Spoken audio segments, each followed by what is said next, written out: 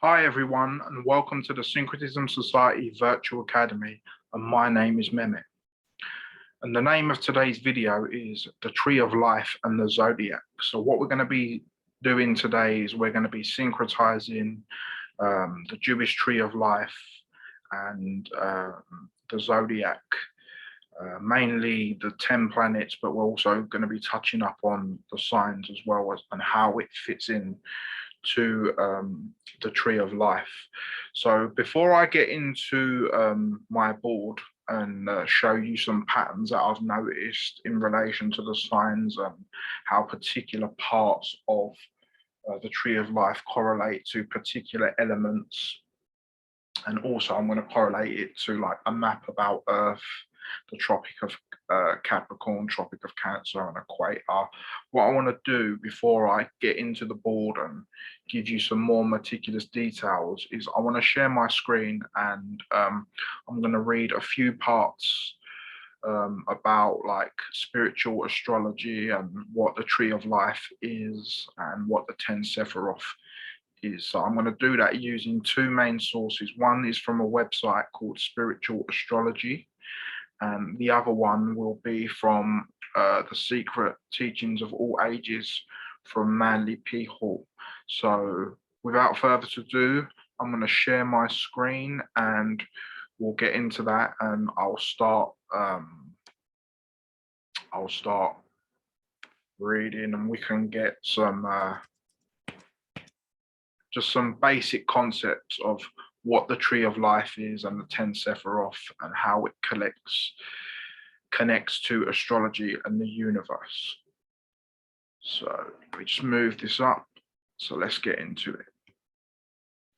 So the Tree of Life is a diagram that represents the universe and derives from the Kabbalah tradition. Its origins date back to Mesopotamia. However, its structure was developed gradually throughout the centuries, until it was concretized in the medieval times, when the interchange between the Jewish, Muslim, and Christian cultures led to the refined development of esoteric, philosophical, and mystical knowledge. The structure of the Tree of Life was defined at this time, and in it were contained 10 divine principles according to the Kabbalistic tradition, which rule the whole universe. The 10 principles are known as the Sephiroth, and they represent the laws that govern over the four worlds of existence: the physical, the psychological, the spiritual, and the divine worlds. Following the Hermetic principle of as above, so below, our psyche is a reflection of the universe. Therefore, the Tree of Life is not only a map of the universe, but also a map of our psyche. In it, each Sephira represents an archetype contained within the psyche, and the whole diagram shows the relationship between the body, the soul, the spirit contained in every human being. Therefore, each Sephira has a correspondence with each of the planets and luminaries of the solar system, which means that each of us has a particular Tree of Life based on our natal chart. So what that's saying is just our own personal natal charts are our Tree of Life. The structure of the Tree of Life is divided into 3 columns. The central column we find with the degrees of individual consciousness: the Earth, Moon, Sun, and the transpersonal consciousness of Pluto and Neptune. The 2 side columns contain the functional Sephirah of contraction, Mercury, Mars, and Saturn, and the functional Sephiroth of expansion of Venus, Jupiter, and Uranus. The sun is the central point of the tree and is the center of consciousness, which light radiates in all directions towards the rest of the spheres. Here, where it's talking about the 2 side columns, where it says the functional Sephiroth of contraction is Mercury, Mars, and Saturn, well, that corresponds with the malefic planets. And then it says the functional Sephiroth of expansion of Venus, Jupiter, and Uranus corresponds with the benefic planets, as we know in astrology. So I'm just going to move on to the next slide.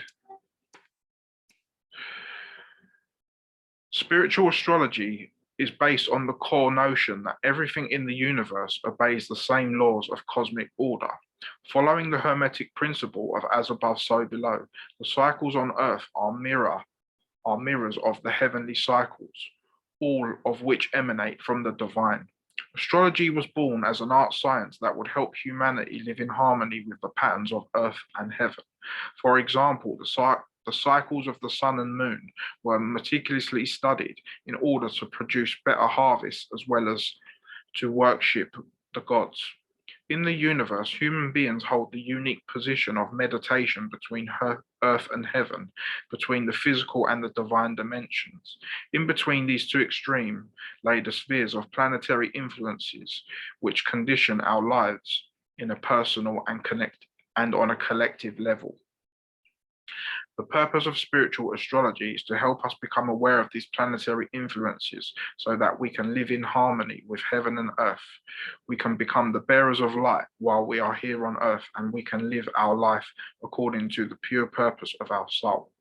I could not agree with that anymore. That's totally what I say to people when they say, oh, why is astrology so beneficial? Because once you know what each planet and each sign means and how it corresponds to your own natal birth chart, you can use that to see where your strengths and weaknesses lie.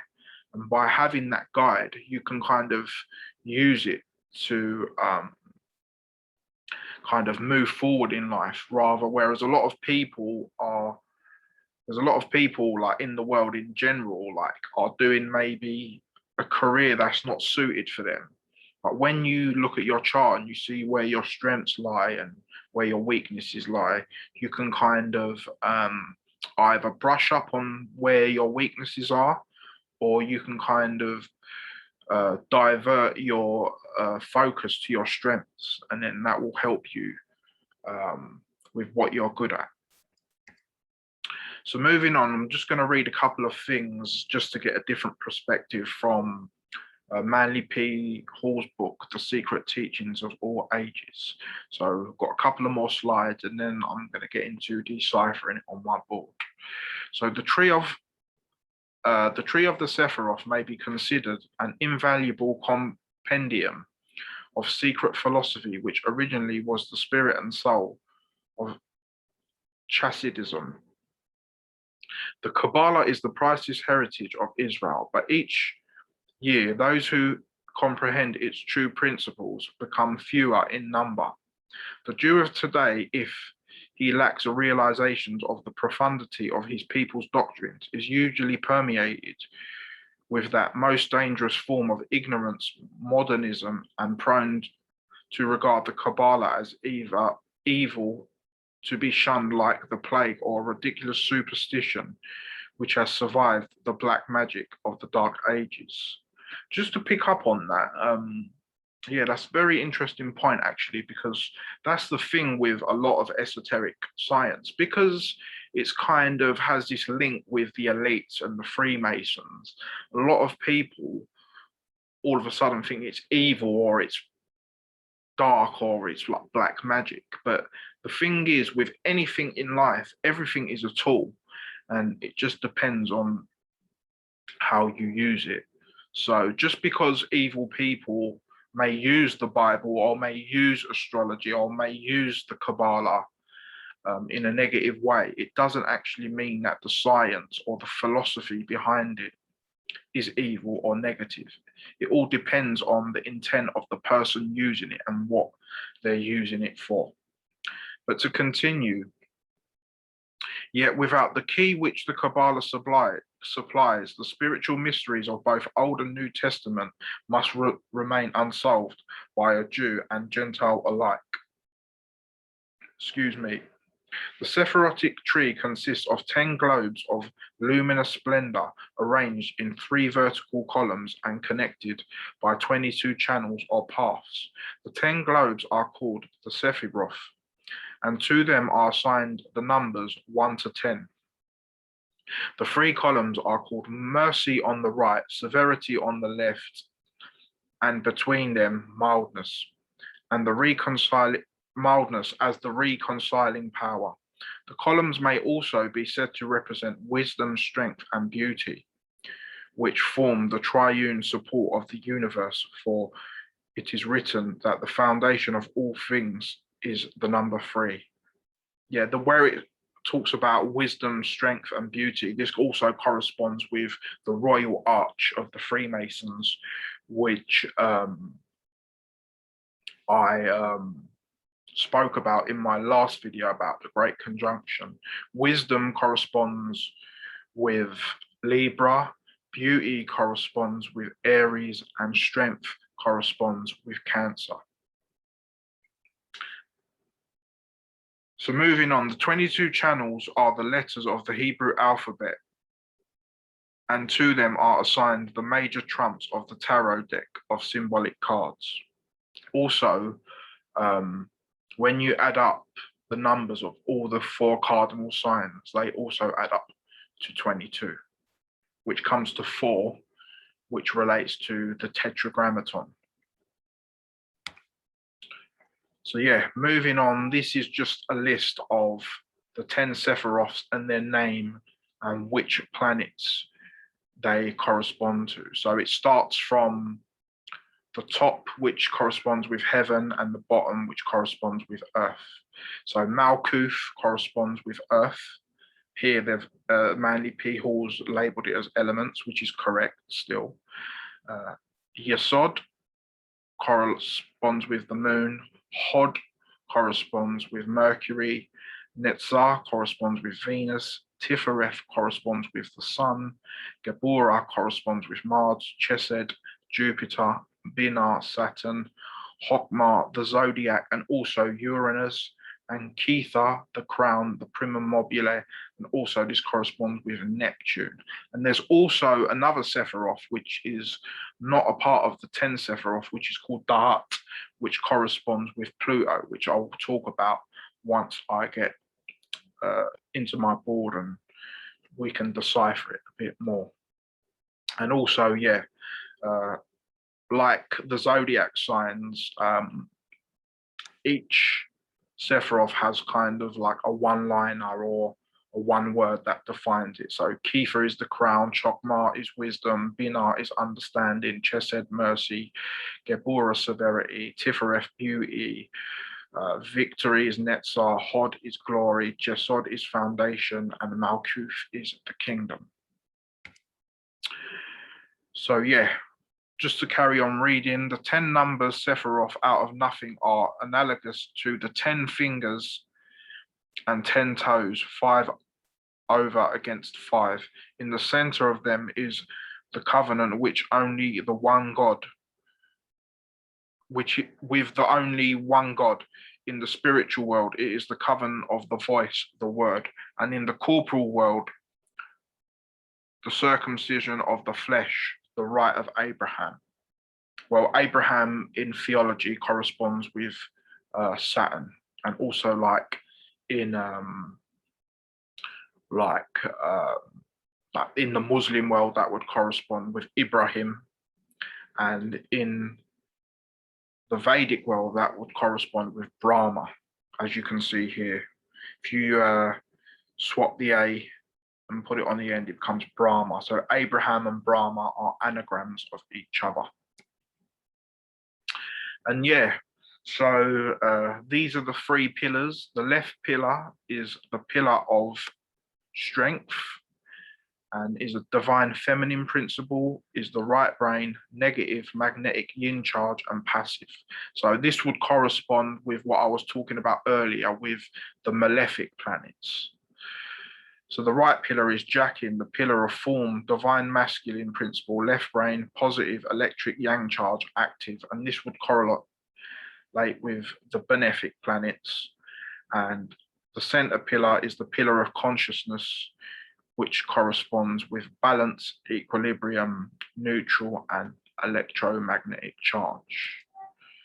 So I've come to the end of this little presentation. So what I'm going to now do is I'm going to stop sharing my screen and we're going to go through the board and just kind of expand on what I've read already. So let me stop sharing my screen. Bear with me for a moment. So yeah, I'm just going to bring this forward. And what we're going to do is, what I'm going to do first of all is I'm going to go through each Sephiroth starting from 1 and finishing off at 10. So I'm going to tell you the name of the Sephiroth, which planet it corresponds with, and like bullet points in relation to that Sephiroth. So let me just bring this down a bit so you guys can see it. So Sephiroth number 1 is called Kether, which is also the same word as the ether or the source. And the planet which corresponds with Kether is Neptune. And Neptune's main bullet points or the main themes are union with the divine and the source.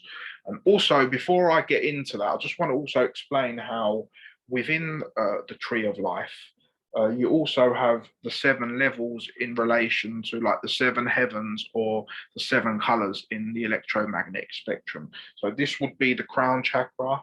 This level would be the 3rd eye. This level would be the throat chakra. This level would be the heart chakra. This level would be the solar plexus. This level would be the sacral, and this level would be the root. So you can also see the 7 heavens incorporated within the tree of life.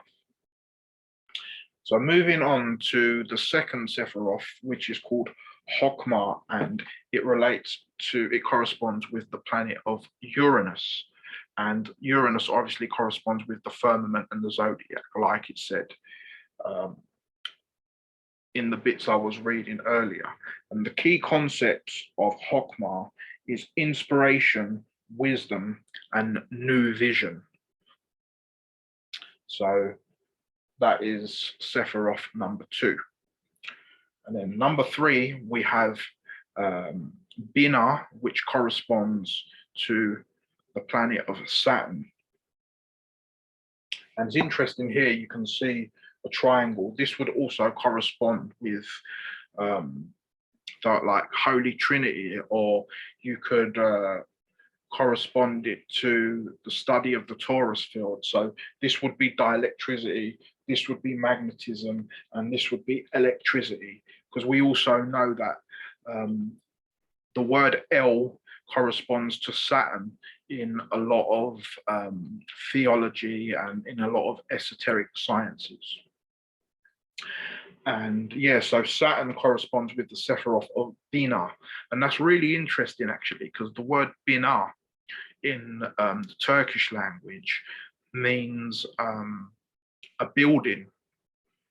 And obviously, we know that Saturn is about boundaries and structures and is the Lord of the Rings. He creates boundaries because he's kind of like the gate between the spiritual and the physical world. So it's really interesting that the name Binah corresponds with Saturn, because it makes sense from my knowledge of knowing the Turkish language. So the main bullet points in relation to Binah and Saturn is life experience, structure, and patterns. So moving on to the 4th Sephiroth is called, it corresponds with Jupiter and has the name of Hesed. And it's really interesting, actually, that because obviously we know in the Norse mythology that the name of Jupiter is Thor. And we can see that Jupiter corresponds with the 4th Sephiroth. And if we look at the symbol of Jupiter, it actually looks like a 4 as well. So that's really interesting. And obviously, the main bullet points in relation to Hesed and Jupiter is expansion, compassion, and abundance. So yeah, like we know as well, Jupiter corresponds with the archetype of Jesus. And Jesus was about compassion and being moral and helping a fellow human being.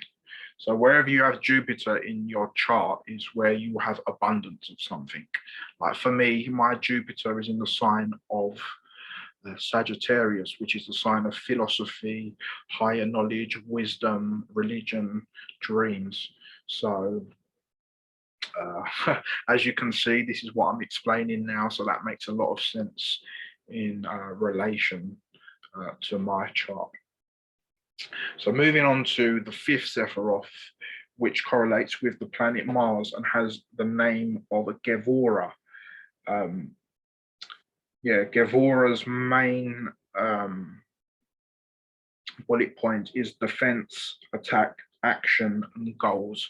As we know, Mars in the birth chart shows how you react and what your method of action is. So whatever sign Mars is in, that is how you will approach your actions. Like for me, for example, I have Mars in Libra.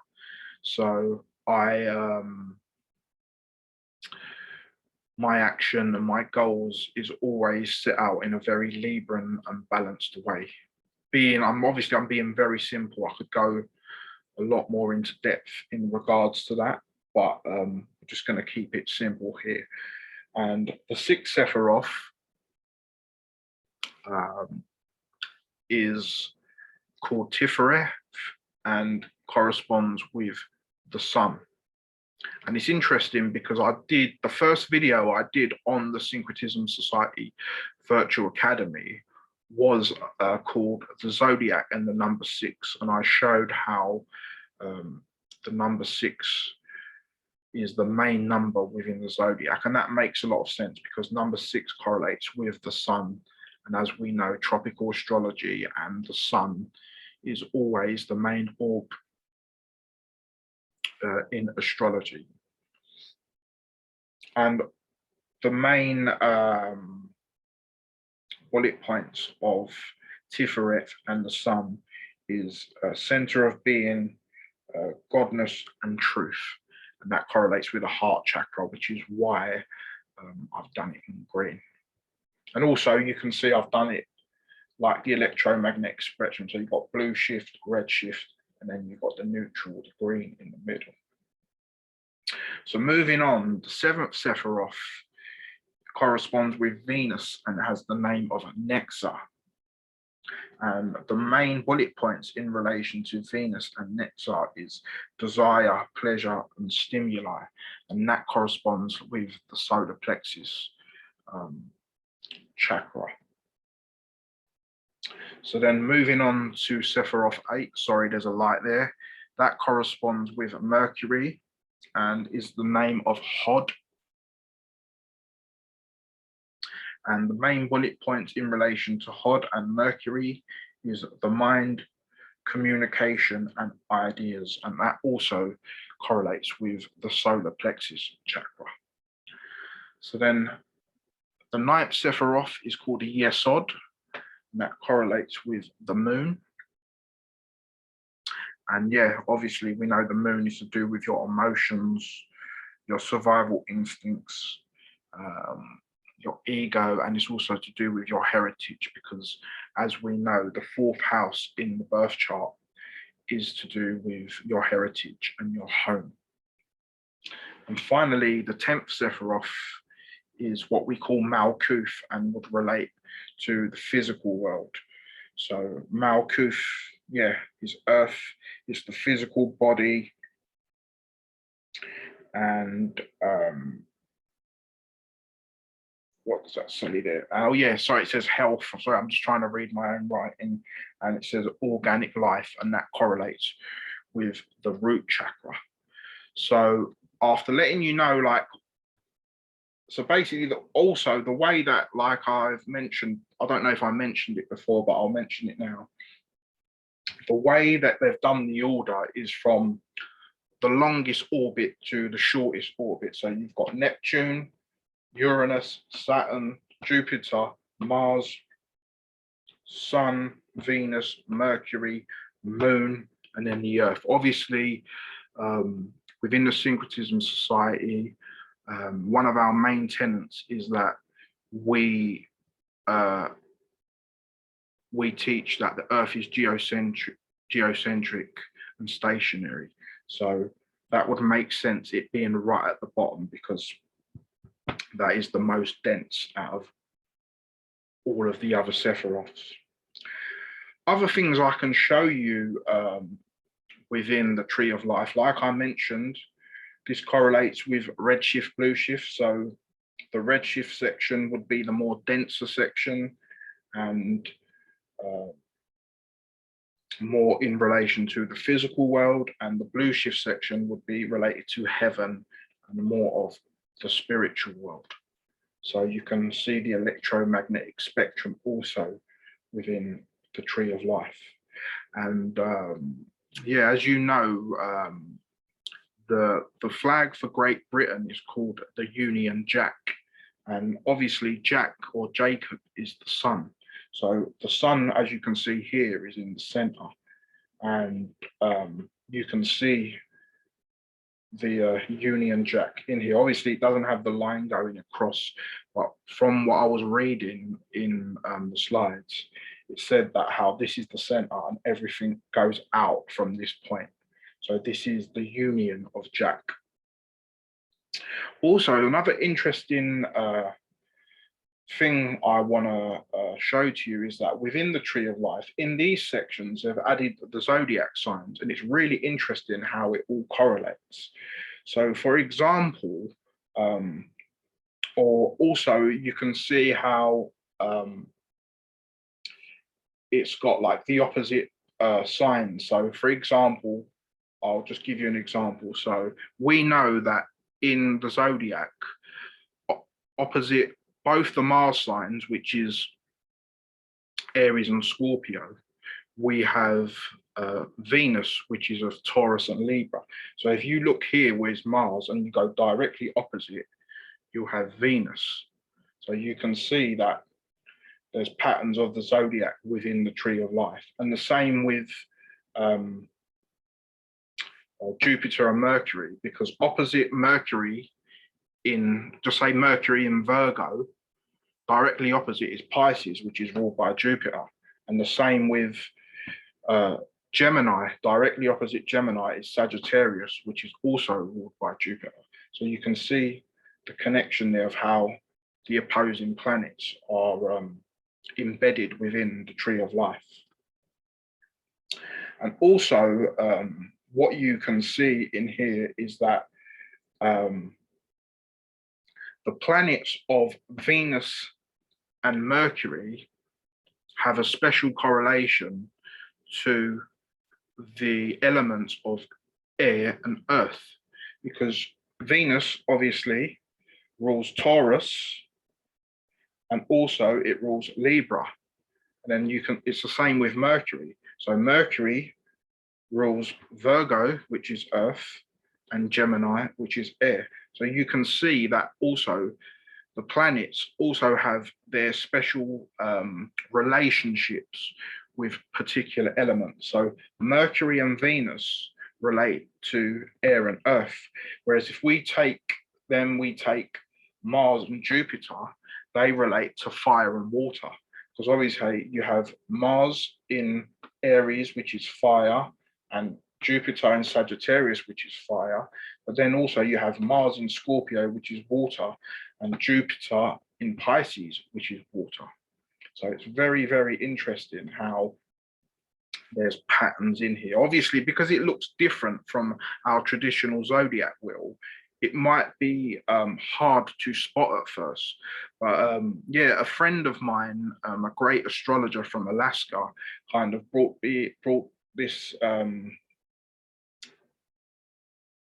give me the idea of this and showed me how you can see the opposites in the planets as well.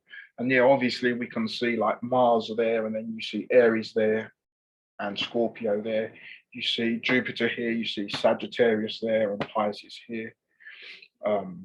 Same here, you can see Saturn, Capricorn, Aquarius, Uranus. So you can definitely see the patterns there. Yeah, also interesting how like as well, the sun, moon, the earth and the ether are all in the center, because they all represent balance. They're all in the middle pillar. Yeah, also you can see how this would be a map of the earth as well. because the moon here would be the Tropic of Cancer, and this would be the Tropic of Capricorn, and this would be here in the center would be the equator, and this would be the heart chakra, crown and root as well. So there's it just takes knowing a bit about the zodiac and knowing about the planets and what are their opposites, and yeah, just knowing the basics, and then you can start seeing all these patterns within the Kabbalah and the Tree of Life.